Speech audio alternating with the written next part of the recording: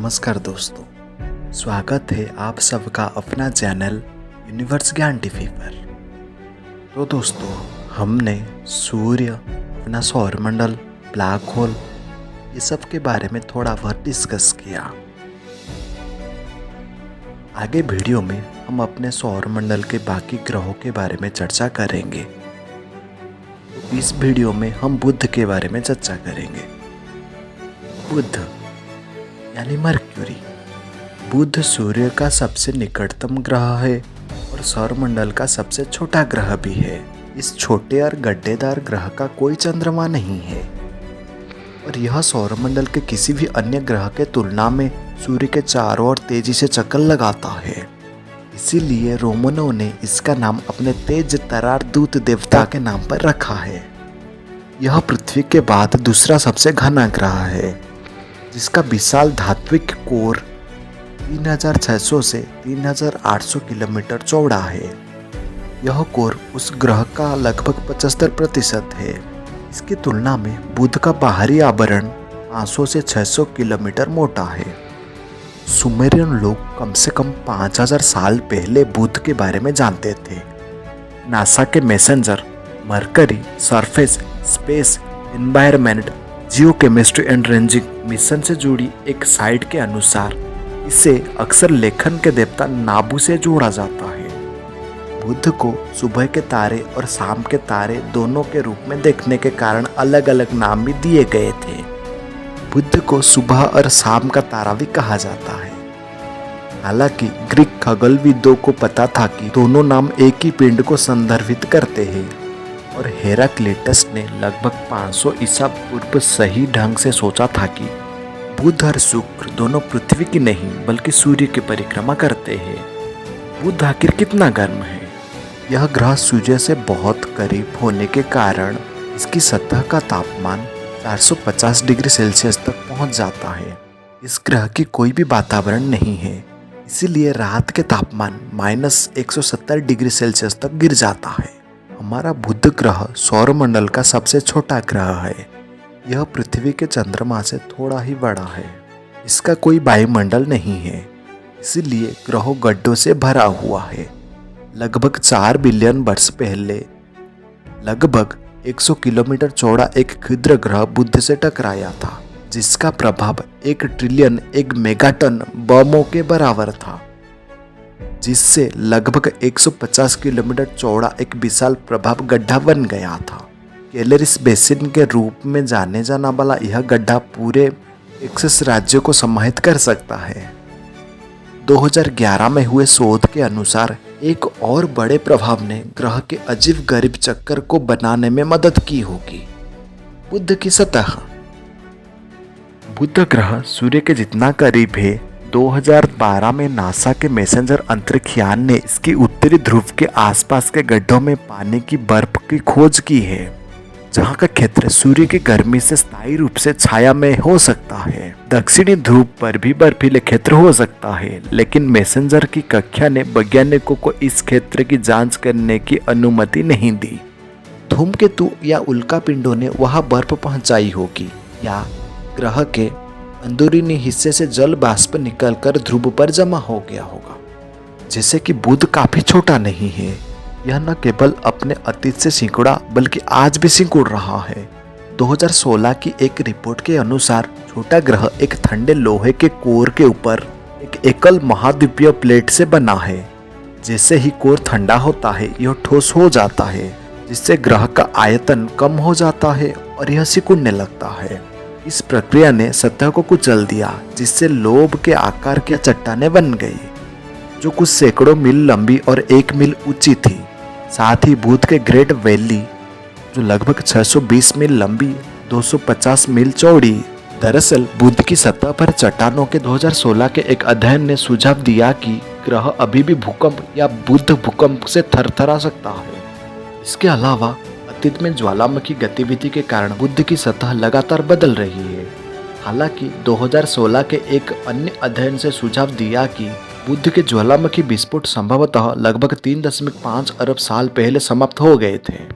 2016 के एक और अध्ययन ने सुझाव दिया कि बुध की सतह की विशेषताओं को आमतौर पर दो समूहों में विभाजित किया जा सकता है। एक में पुरानी सामग्री शामिल है जो कोर मेंटल सीमा पर उच्च दबाव पर पिघल गई, और दूसरी में नई सामग्री जो बुध के सतह के करीब बनी। 2016 के और एक अन्य अध्ययन से पाया गया है कि बुध की सतह का काला रंग कार्बन के कारण है। यह कार्बन धूमकेतुओं से टकराने के कारण जमा नहीं था, जैसा कि कुछ शोधकर्ताओं ने संदेह किया था। यह ग्रह की आदिम परत का अवशेष हो सकता है। मेरिनर 10 द्वारा की गई एक पूरी तरह से अप्रत्याशित खोज यह थी कि बुध में चुंबकीय क्षेत्र मौजूद था। सैद्धांतिक रूप से यह ग्रह चुंबकीय क्षेत्र तभी उत्पन्न करते हैं जब वे तेजी से घूमते हैं और उनका कोर पिघला हुआ होता है। लेकिन बुध को घूमने में 59 दिन लगते हैं और यह इतना छोटा है, पृथ्वी के आकार का लगभग 1/3 की। इसका कोर बहुत पहले ही ठंडा हो जाना चाहिए था। क्रिस्टोफर रसेल ने कैलिफोर्निया विश्वविद्यालय लॉस एंजल्स के एक बयान में कहा, हमने यह पता लगा लिया था कि पृथ्वी कैसे काम करती है और बुध भी एक स्थलीय चट्टानी ग्रह है जिसका कोर लोहे से बना है। इसीलिए हमने सोचा कि यह पृथ्वी की तरह ही काम करेगा। मैसेंजर के अवलोकनों से पता चला है कि ग्रह का चुंबकीय क्षेत्र अपने दक्षिणी गोलार्ध की तुलना में उत्तरी गोलार्ध में लगभग 3 गुना अधिक मजबूत है। रसेल ने यह भी सुझाव दिया है कि बुध का लोहा कोर आंतरिक की बजाय कोर की बाहर सीमा पर तरल से ठोस में बदल सकता है। बुध के चुंबकीय क्षेत्र के हमारे अध्ययन से पता चलता है कि इस तरल पदार्थ में लोहा जम रहा है जो बुध के चुंबकीय क्षेत्र को शक्ति प्रदान करता है। 2007 में पृथ्वी आधारित रडार प्रेक्षणों द्वारा की गई खोज की बुध का कोर अभी भी पिघला हुआ हो सकता है। हालांकि सौर विंड बुध ग्रह के चुंबकीय क्षेत्र को खत्म करने के लिए अहम भूमिका निभा सकती है। पृथ्वी के तुलना से बुध 1% ही शक्तिशाली है, लेकिन यह बहुत सक्रिय है। सूर्य से निकलने वाला अवसित कण समय समय पर बुध के क्षेत्र को छूते हैं, जिससे शक्तिशाली चुंबकीय भवंडर बनते हैं जो सौर हवा के तेज गर्म प्लाज्मा को ग्रह की सतह तक ले जाते हैं। या बुध ग्रह पर वायुमंडल है? तो चलिए पता करते हैं। एक ठोस वायुमंडल के बजाय बुध के पास एक अति पतला एक्सोस्फीयर है जो कि विकिरण, सौर हवा और माइक्रोमीटेरोइड प्रभावों द्वारा इसकी सतह से उड़ाए गए परमाणुओं से बना है। नासा के अनुसार ये कणों की एक पूंछ बनाते हैं और जल्दी ही अंतरिक्ष में भाग जाते हैं। नासा के अनुसार इसमें 42% oxygen, 29% sodium, 22% hydrogen, 6% helium, 0.5 potassium है तथा संभवतः आर्गन, कार्बन डाइऑक्साइड, जल, नाइट्रोजन, क्रिप्टन और नियोन भी कुछ मात्रा में है। बुध की कक्षा। बुध हर 88 पृथ्वी दिनों में सूर्य के चारों ओर चक्कर लगाता है। अंतरिक्ष में लगभग 180 किलोमीटर प्रति घंटा की गति में यात्रा करता है, जो किसी भी अन्य ग्रहों से अधिक तेज है। इसकी अंडाकार कक्षा अत्यधिक अंडाकार है, जो बुध को सूर्य से 47 मिलियन किलोमीटर के करीब और 70 मिलियन किलोमीटर दूर ले जाती है। यदि कोई बुध पर खड़ा हो सकता है जब यह सूर्य से सबसे निकट होता है।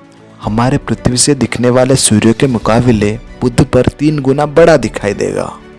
अजीब बात यह है कि बुध की अत्यधिक अंडाकार कक्षा और अपनी दूरी पर घूमने में लगने वाले 59 पृथ्वी दिनों के कारण जब ग्रह तपती सतह पर सूर्य कुछ समय के लिए उगता, डूबता और फिर से उगता हुआ दिखाई देता है। इसके बाद यह आकाश में पश्चिम की ओर यात्रा करता है। सूर्यास्त के समय सूर्य अस्त होता है। 2016 में बुध का एक दुर्लभ परागमन हुआ जहां ग्रह ने पृथ्वी से सूर्य के सामने से गुजरते हुए देखा। बुध को सूर्य की परिक्रमा करने में पृथ्वी की मात्र कुछ दिन लगते हैं, जबकि पृथ्वी को 365 दिन लगते हैं। इसीलिए वर्ष में लगभग 3 या 4 बार बुध सूर्य के चारों ओर अपनी यात्रा के दौरान पृथ्वी से आगे निकल जाता है। बुध ग्रह का रंग की बात किया जाए तो यह बहुत गहरा भूरा धूसर है। यह सूर्य से इतने पास होने के कारण यह सबसे गर्मी ग्रह नहीं है, बल्कि शुक्र है। शुक्र का बहुत घना वायुमंडल ग्रीन हाउस प्रभाव के कारण इतनी अधिक गर्मी को सोख लेता है। यह बुध की तुलना में सूर्य से लगभग 2 गुनी दूरी पर होने के बावजूद भी इसकी सतह बहुत गर्मी है। जैसे कि हमने बात किया, दोनों ध्रुवों के पास गहरे प्रभाव वाले गड्ढे हैं जहां सूरज की रोशनी कभी नीचे तक नहीं पहुंच पाती, और इसमें से कई पानी की बर्फ और कार्बनिक पदार्थ के भंडार है। और पानी और कार्बनिक अणु सतह पर तब तक उछलते रहते हैं जब तक कि ये सबसे ठंडा स्थानों पर नहीं पहुंच जाते। बुध ग्रह पर जाने वाला पहला अंतरिक्षयान मेरिनर 10 था, जिसने सतह के लगभग 45% भाग का चित्र लिया तथा इसके चुंबकीय क्षेत्र का पता लगाया। नासा का मैसेंजर ऑर्बिटर बुध ग्रह पर जाने वाला दूसरा अंतरिक्षयान था। जब यह मार्च 2011 में पहुंचा तो यह ग्रह की परिक्रमा करने वाला पहला अंतरिक्षयान बन गया। यह मिशन 30 अप्रैल 2015 को अचानक समाप्त हो गया जब अंतरिक्षयान का ईंधन खत्म हो गया। 2012 में वैज्ञानिकों ने मोरक्को में उल्कापिंडों का एक समूह को खोजा, जिसके बारे में उन्हें लगता है कि वे बुध ग्रह से उत्पन्न हुए होंगे। 2016 में वैज्ञानिकों ने बुध का पहला वैश्विक डिजिटल उन्नयन मॉडल जारी किया, जिसमें मैसेंजर द्वारा प्राप्त 10,000 से अधिक छवियों को संयोजित किया जाता था ताकि दर्शकों को इस छोटी सी दुनिया के विशाल खुले स्थान पर ले जाया जा सके। मॉडल ने ग्रह के सबसे ऊंचे और सबसे निचले बिंदुओं को खुलासा किया। सबसे ऊंचा बिंदु बुध के भूमध्य रेखा के ठीक दक्षिण में पाया जाता है, जो ग्रह की औसत ऊंचाई से 4.48 किलोमीटर ऊपर है, जबकि सबसे निचला बिंदु राजमानी नार्थ बेसिन है, जो ग्रह पर सबसे हाल ही हुई ज्वालामुखी गतिविधि का संदिग्ध घर है, और इस गड्ढा 5.38 किलोमीटर नीचे स्थित है। 2018 में एक नया बुध अन्वेषक लॉन्च किया गया था। यूरोपीय और जापानी अंतरिक्ष एजेंसियों द्वारा संयुक्त रूप से संचालित बेपी कोलंबो मिशन 2 अंतरिक्षयान मरकरी प्लेनेटरी ऑर्बिटर और मरकरी मैग्नेटोस्फेरिक ऑर्बिटर से बना है, जो बुध की लंबी यात्रा के बाद इस छोटी सी दुनिया को बेहतर ढंग से समझने के लिए अलग हो जाएगा। मिशन का यूरोपीय अंतरिक्ष एजेंसी का हिस्सा बुध की सतह का अध्ययन करने पर ध्यान केंद्रित करेगा, जबकि जापानी एरोस्पेस एक्सप्लोरेशन एजेंसी का हिस्सा ग्रह का अजीबगरीब मैग्नेटोस्फीयर पर ध्यान केंद्रित करेगा। बुध ग्रह का कोई चंद्रमा नहीं है, इसका कोई रिंग भी नहीं है। इसका गठन लगभग 4.5 अरब वर्ष पहले हुआ था, जब गुरुत्वाकर्षण ने घूमती हुई गैस और धूल को एक साथ खींचकर सूर्य के सबसे निकट स्थित इस छोटे ग्रह का निर्माण किया। अपने अन्य स्थलीय ग्रह की तरह बुध में भी एक केंद्रीय कोर, चट्टानी मेंटल और एक ठोस क्रस्ट है। तो दोस्तों, जैसे जैसे समय आएगा हम और भी ऐसे कई गुरुत्वपूर्ण मिशन बुध पर भेजेंगे ताकि हम बुध के बारे में पूरी तरह ज्ञान प्राप्त कर सके। तो दोस्तों, आज के लिए बस इतना ही। अगर आपको हमारे पुराने वीडियोस जैसे our solar system, our universe और द सन के बारे में जानना है तो ऊपर दिए गए लिंक पर क्लिक करें। आशा करता हूँ आप सबको मेरा वीडियो अच्छा लगा हो। अगर अच्छा लगा हो तो वीडियो को एक लाइक कर दीजिए, और भी ऐसे इंटरेस्टिंग वीडियोस के लिए मेरे चैनल को सब्सक्राइब कर दीजिए, और साथ ही साथ बेल आइकन को भी दबा दीजिए ताकि हम जब भी नया वीडियो अपलोड करें आप तक सबसे पहले पहुंच सके। Thank you for watching my video. मिलते हैं अगले एक नया टॉपिक में।